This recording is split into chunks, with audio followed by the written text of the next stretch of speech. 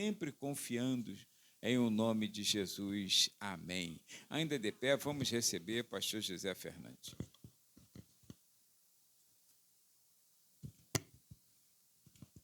Depois da leitura, as crianças sobem, tá? Depois da leitura. A paz do Senhor, queridos. Irmãos, vamos abrir as nossas Bíblias no livro de Atos dos Apóstolos, capítulo 1, e vamos ler o versículo-chave do livro de Atos, que é o versículo de número 8. Eu estarei lendo, os irmãos acompanhem nas suas Bíblias, em espírito, pedindo que o Senhor, a cada palavra lida, possa penetrar em nossos corações e sentirmos o desejo ardente de missões, que é muito importante para a vinda do Senhor Jesus Cristo.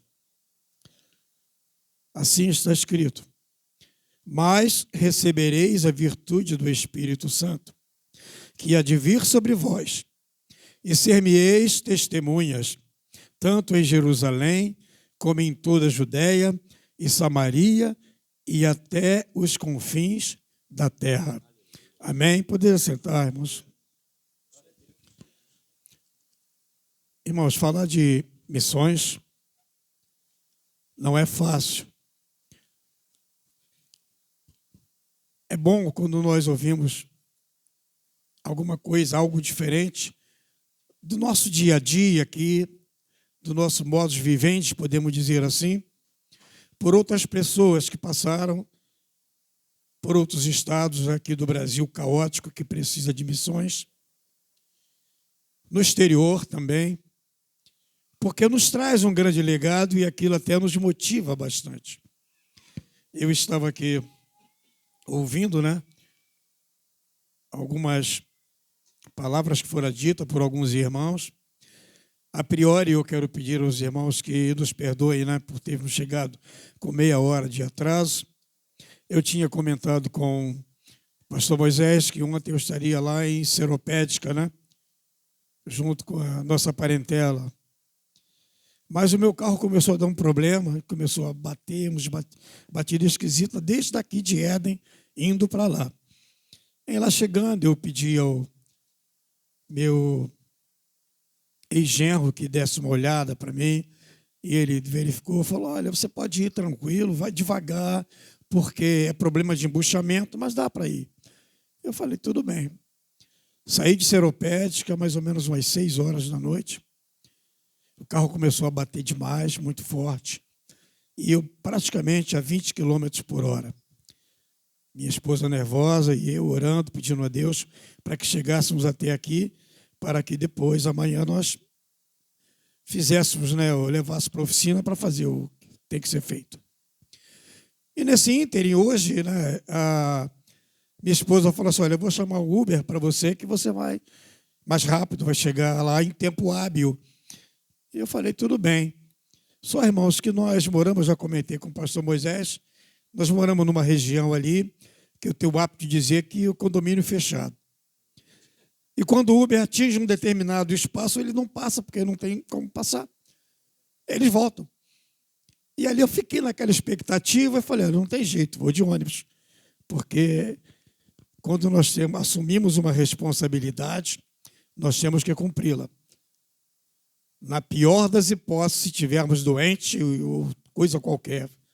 Caso contrário, não.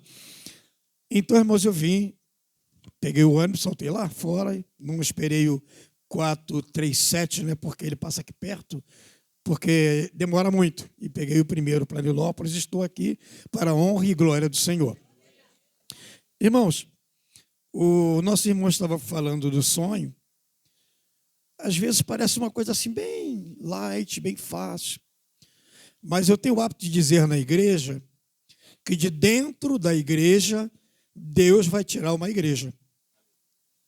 Aí nós temos que questionar o seguinte: eu quero estar na igreja que vai ficar ou na igreja que vai subir? Então, os irmãos, nunca esqueçam, de dentro da igreja, Deus vai tirar uma igreja. E na revelação do sonho do nosso irmão, Deus colocou o pastor Moisés e ali distribuindo aquelas senhas, né? É muito sério, irmãos. Eu também estava meditando no culto de ações de graça que a nossa irmã deu. E quando Deus tem algo para fazer na vida da gente, Ele faz. Não importa como.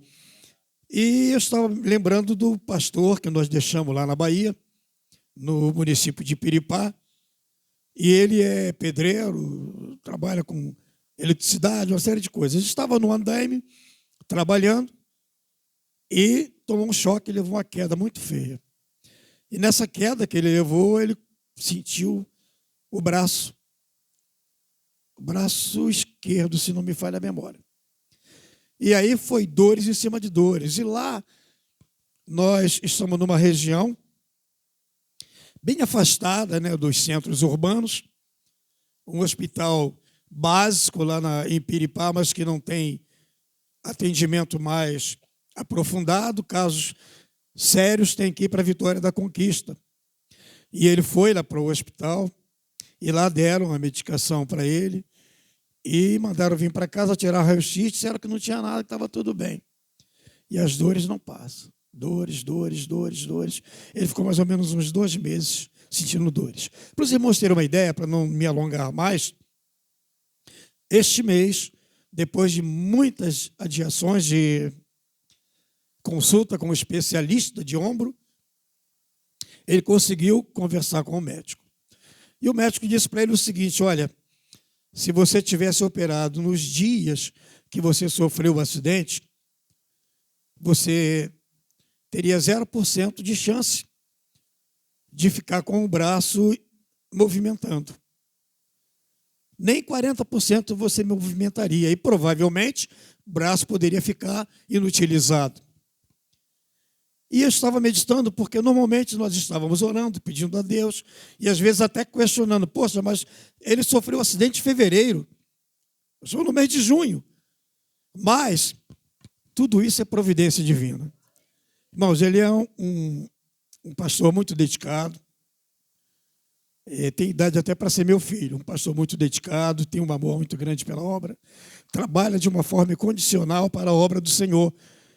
Mas aprove Deus que ele passasse por isso, mas para que pudesse agilizar a sua aposentadoria para ele se dedicar na obra do Senhor.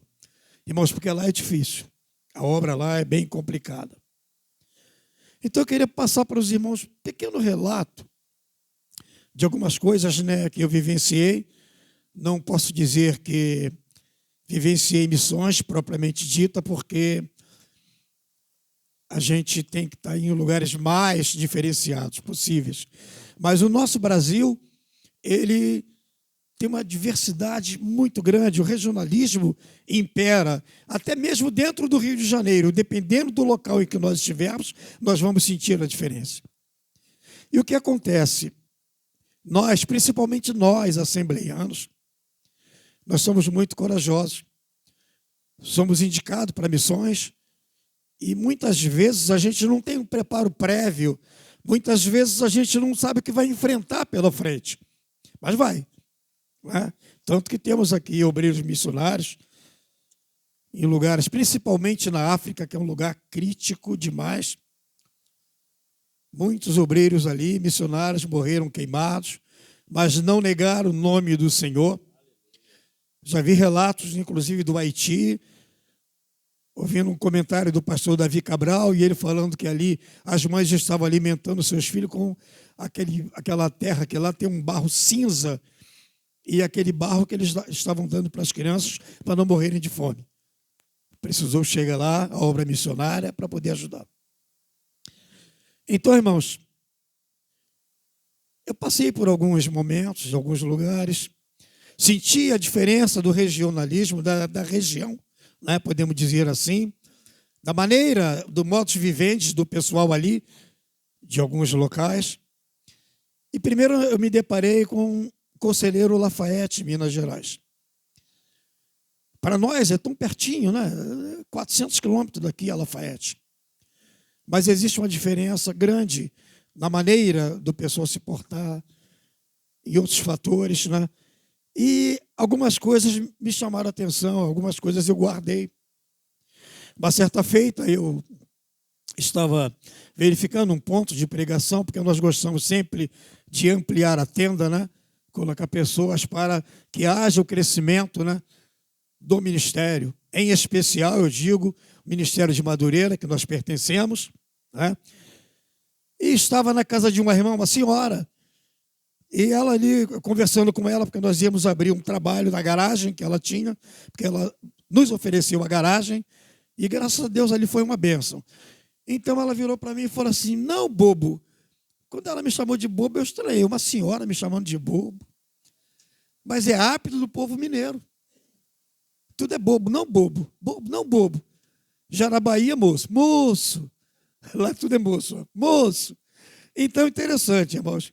Aí eu fiquei com aquilo, mas depois eu observei que era a maneira do povo mineiro tratar os outros, o carinho que eles têm, mas chamando o outro de bobo. E aí, outra ocasião, estávamos na igreja sede, igreja matriz, e eu dei uma oportunidade a um presbítero, que também já era um senhor. Naquela época, ele deveria estar com a sua faixa etária de 78, 79 anos, por aí. E ele está pregando daquela maneira bem rude, porque ele também não tinha grandes conhecimentos, mas Deus usava, porque Deus usa quem Ele quer, não é? E Ele usa da maneira que Ele quer também.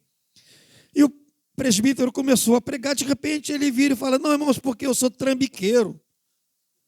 Eu olhei para o evangelista que estava do meu lado, olhei para o outro pastor que estava lá, que já dorme no Senhor, e fiquei pensando, gente, um presbítero da igreja, na tribuna da igreja, dizendo que era trambiqueiro.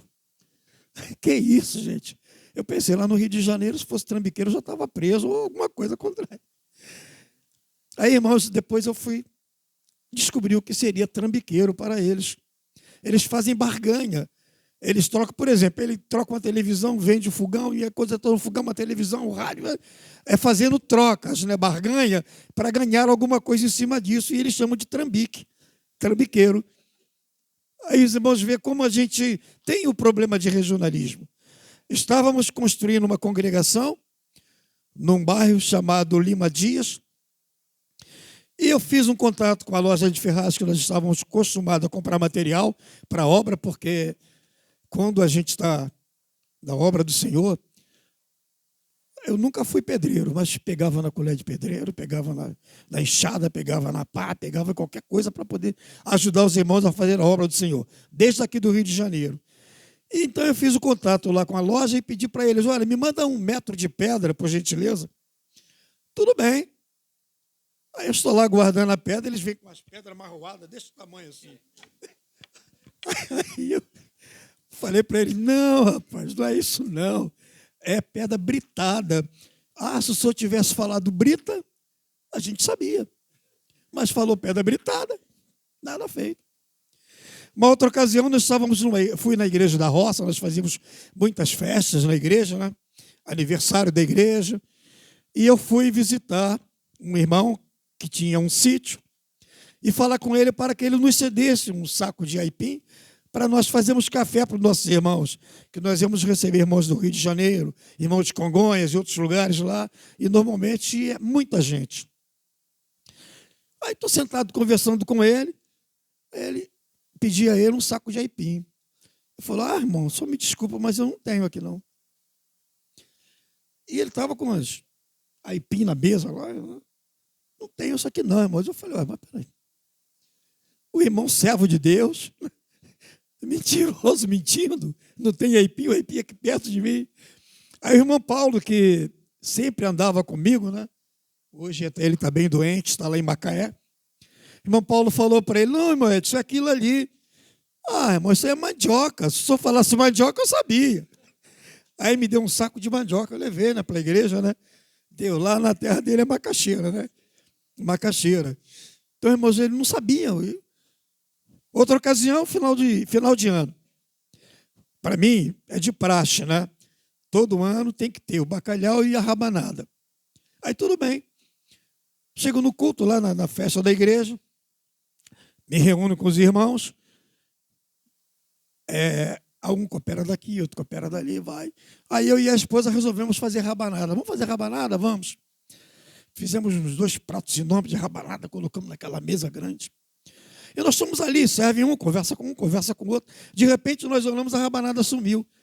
Eu falei assim, mas os irmãos gostam de rabanada, meu Deus. Irmão, depois eu fui olhar, tinha rabanada no lixo, rabanada para tudo e quanto era lado. Eles pensaram que era carne assada. Não conheciam rabanada, irmãos. Mas vamos ver a diferença, gente. Isso acontece muito mesmo.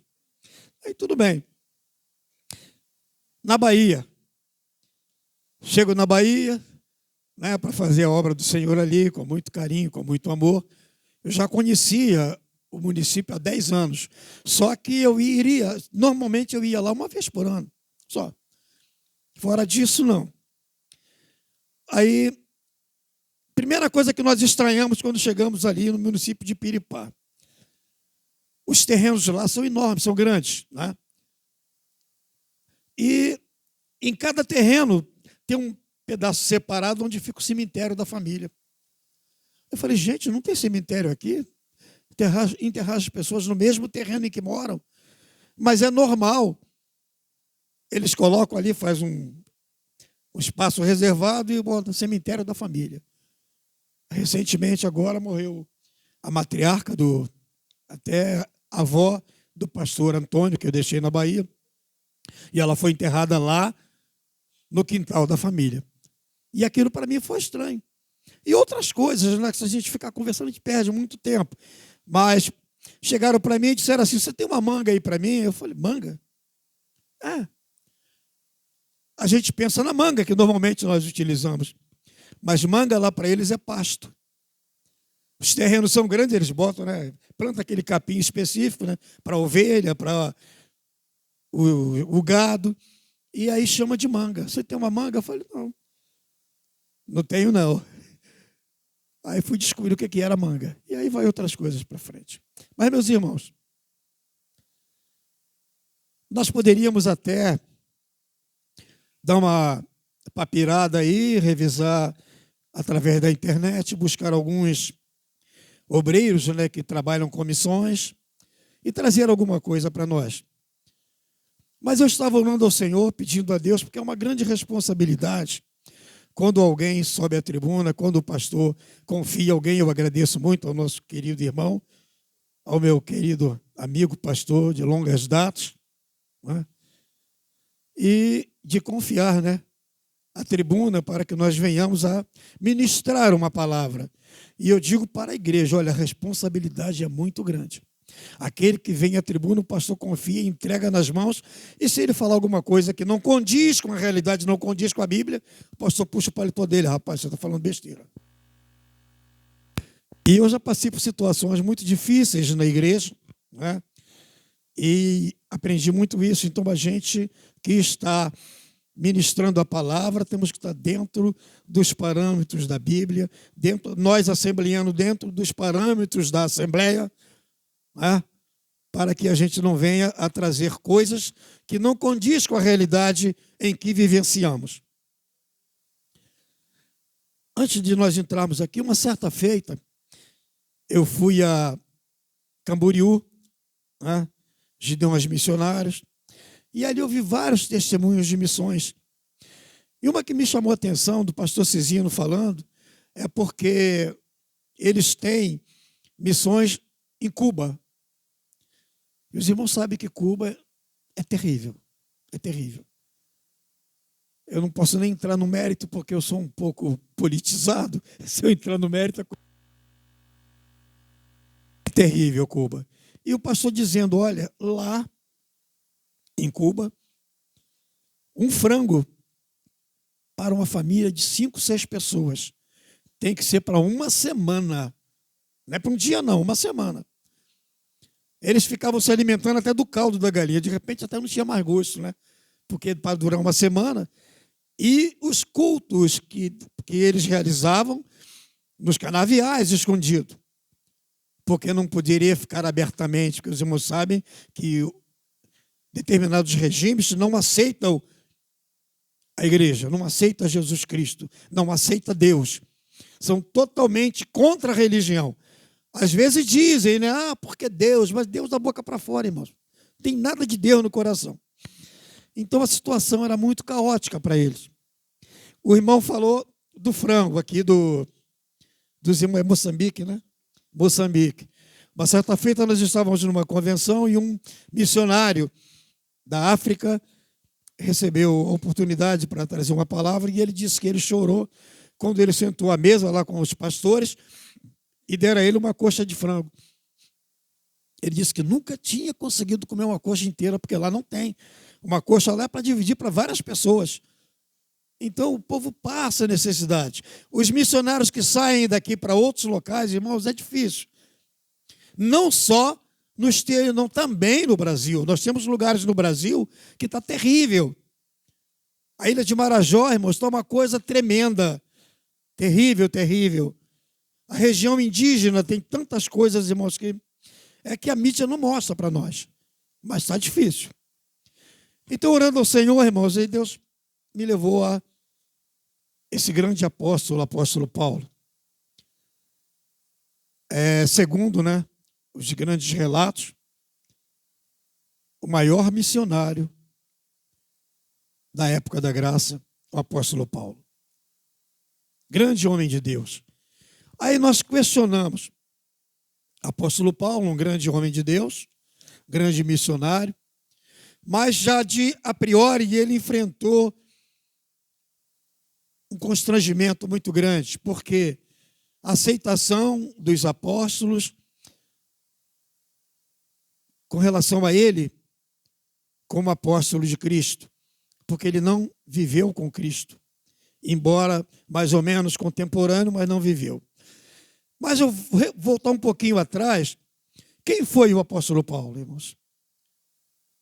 Para vermos como Deus trabalha. Muitas vezes Deus tira alguém de lá da sarjeta, de lá da prostituição, de lá das drogas, prepara e manda para fora para ser um missionário. Manda para os lugares longínquos do Brasil para ser um missionário. E às vezes nós, na nossa ótica humana, nós questionamos, poxa, mas ele era assim, assim, assim, mas é Deus que está trabalhando, foi Deus que preparou, Deus que comissionou e mandou para fazer a obra. Temos o apóstolo Paulo, mais ou menos na sua faixa etária de adolescente, 15 anos, ele era de Tarso, foi para Jerusalém para estudar com Gamaliel, farisaísmo. E ali ele, na sua adolescência, imagino eu, que Gamaliel conseguiu incutir em Paulo a religiosidade, a garra de trabalhar dentro daquela religião. E quando Paulo saiu, ele era aquele fariseu convicto, um homem de grande conhecimento, de grandes estudos, mas ele tinha no seu coração que ele teria que fazer o correto para o povo judeu. Ele teria que ser um fariseu convicto. E sendo assim, ele olhava os cristãos, né, como pessoas completamente erradas diante do que ele aprendera. E aí ele começou a perseguir. Primeiro mártir, nós sabemos que foi Estevão, né, que ele participou, ali ele presenciou, né, podemos dizer assim, a morte de Estevão, apedrejado, e depois pegaram os mantos, aquele aparato de Estevão, e jogaram nos pés de Paulo. Independente disso, Paulo perseguia mulheres, crianças, homens, não interessava. Era crente e ele perseguia, mandava matar, porque ele não queria aquele tipo de pessoa. Mas Deus estava olhando dos altos céus e falou, aquele ali é um homem que vai ser muito útil na minha seara. Um homem que vai me dar muito prazer em vê-lo trabalhando na seara, difundindo, propagando o evangelho. Então, ele saiu e foi para Damasco para que, em lá chegando, perseguisse os cristãos. Os irmãos sabem que ele teve um encontro com Jesus, e ali ele disse que não conhecia quem era Jesus. Eu sei que os irmãos já sabem. E, em consequência disso, ele ficou cego, mas Deus mandou que Ananias estivesse com ele, ele foi batizado por Ananias. Aí a coisa inverteu. De perseguidor, ele passou a ser perseguido, até pelos próprios irmãos, mas principalmente pelos fariseus, pelos sacerdotes judaicos. E aí ele começou a sua missão de pregar o evangelho. Várias viagens missionárias. Nas viagens missionárias de Paulo, às vezes ele passava 3 anos, 2 ou mais, fazendo a missão, e voltava naquele local em outras ocasiões, e era muito difícil, irmãos. Hoje, a gente aqui, nós pegamos um avião, rapidamente, estamos lá nos Estados Unidos, estamos na África, estamos em Portugal, né? Estamos nos lugares distantes aqui do Brasil, que tem aeroportos, né? Rapidamente, hoje nós pegamos a internet, aqui temos notícia de todos os lugares do mundo possíveis. Mas naquela época era difícil. E o apóstolo Paulo, ele ainda não podia contar com o que nós hoje contamos, como o pastor aqui tem evitado esforços para poder mandar auxílio para os irmãos que estão lá fora, no deserto, pregando o evangelho, na obra missionária, lutando, chorando, pedindo a Deus que mande o auxílio. Muitas das vezes não tem nem o que comer, mas estão ali firmes, né? Então nós que estamos aqui na nossa zona de conforto, podemos dizer assim, temos que ajudá-los. E o apóstolo Paulo, ele era artesão, ele fazia tendas e ele sobrevivia com a sua maneira, né, de trabalhar, mas teve momentos que não tinha como. E ele chegou a pedir para que dessem a ele um auxílio, uma ajuda. E não foi só isso não, irmãos. Apóstolo Paulo, no final da sua carreira, ele estava todo mutilado. Mais de 50 chibatadas, às vezes, por dia. Pernas quebradas, braços quebrados. Aí os irmãos podem pensar assim, mas ele já era velho. Não era não, irmãos. Ele deve ter morrido aproximadamente com seus 65, 67 anos, por aí. Mas foi um homem que foi um grande missionário da obra do Senhor. E aí, irmãos, eu quero nos trazer aqui em 2 Timóteo capítulo 4, porque eu me baseio muito nesses versículos, principalmente para a minha vida cotidiana e para algumas pessoas, às vezes, quando eu falo, quem foi o apóstolo Paulo. Aí aqui no capítulo 4, versículos 6, 7 e 8, nos diz: porque já estou sendo oferecido por aspersão de sacrifício, e o tempo da minha partida está próximo. Importante, irmãos. Combati o bom combate, acabei a carreira e guardei a palavra de Deus diz que sem fé é impossível agradar-lhe, porque aquele que se aproxima de Deus é necessário que creia que ele existe e que é galardoador dos que o buscam. Amém? E aqui, desde agora a coroa da justiça me está guardada, a qual o Senhor justo juiz me dará naquele dia. E observem bem, e não somente a mim, mas também a todos os que amarem a sua vinda. E não somente a mim, subentende que nós também temos o privilégio de receber essa coroa. Agora, irmãos, quando ele distribui a senha, o pastor segura a senha, hein? Não solta a senha não, irmãos. Não solta a senha não. Aí, aqui diz, né?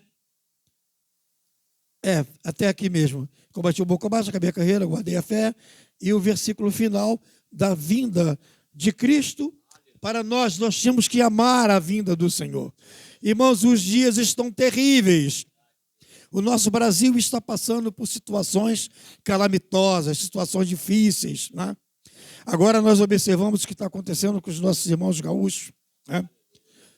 Rio Grande do Sul, um estado próspero, um estado ali que o povo trabalha mesmo.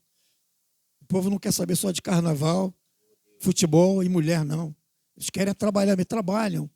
São um povo, embora nós somos muito miscigenados, né? Mas o Rio Grande do Sul já tem uma origem diferente do povo carioca, do porque aqui nós somos uma miscigenação, vem o pessoal nordestino, vem o pessoal da África, o pessoal dos Estados Unidos, vários lugares aqui, Itália e outros lugares, então é uma miscigenação mais complexa, mas lá não, é menos, são mais os europeus, são os de trabalho. Mas o que me chamou a atenção, eu estava pensando, pastor, rapidamente, o que me chamou a atenção é que eles estavam pensando em dividir o Rio Grande do Sul, separar o Rio Grande do Sul do Brasil, devido às situações que vêm ocorrendo. E aí agora nós observamos o povo de todo o Brasil correndo para lá para ajudar. Eu vi um depoimento de um cidadão gaúcho, né, que dá vontade de chorar quando ele fala, que ele reconhece que todo o povo brasileiro está abraçando o Rio Grande do Sul. É do Nordeste, é do Sudeste, é do Leste, todos os lugares. E isso é muito gratificante para eles. Mas, irmãos, nada acontece se Deus não permite. É permissão de Deus. Mas que Deus nos abençoe e nos guarde. Os irmãos, continue aí de coração aberto, né? Dentro daquilo que for proposto nos seus corações, trabalhando com missões, ajudando os missionários. Porque a obra é difícil, é árdua, mas o nosso Deus é maior. Que Deus em Cristo abençoe os irmãos, tá?